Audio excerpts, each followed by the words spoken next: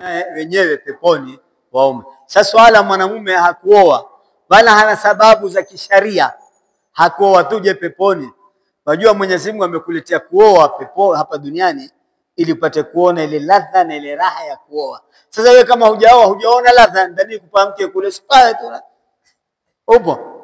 Wewe ukioa ni Mungu ataka usikie raha ya kuoa ili kule utake wake.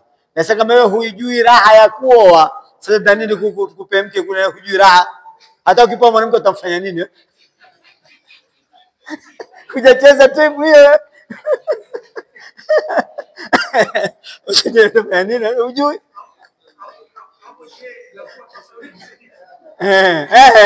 Ama masala zifu masala gani? Wewe unataka kuoa tu. Unataka kuoa mke, na kama ni uzinifu basi ukiwa umetubia na nini basi ukiwa peponi, ukiwa umetubia na uzinifu basi bila shaka hapo utapata. Lakini kuna zingine upati. Ikiwa wewe kuna pombe duniani na ukutubia basi akhira utolipata. Lakini kama umezini na ukatubia basi kule utapata. Na kama umezini kutubia utakwenda kuingia motoni. Sasa motoni kuna wake kule. Kwa hivyo kama umezini umetubia utaingia peponi utapata. Na pengine utapata bahati mwanamke akakutaka tu, mimi namtaka huyo. Wajua kule khiari za wanawake.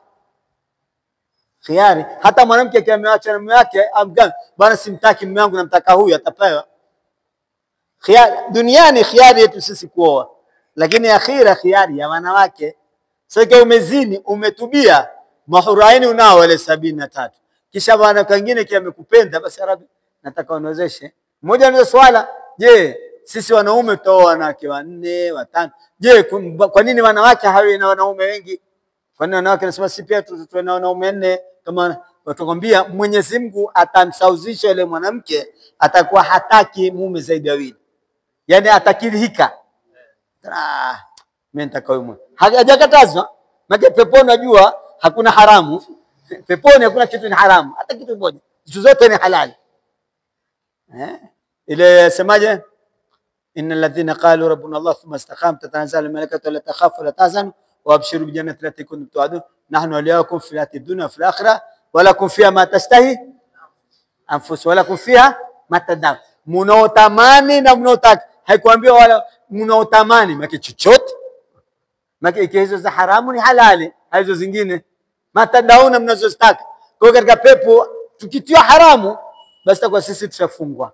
Kwa peponi kila kitu ni halali. Sasa wewe ukiona umezini, umetubia, basi peponi utapata. Utakosa wanawake mashallah wamejaa, utapata mwanamke wa Manyoni, wa Singida atakutaka wewe. Lakini kama umezini, ukutubia basi kuna moto. Kutoa motoni maswali kisha utarudisha peponi. Nafikiri umefahamu. Asante.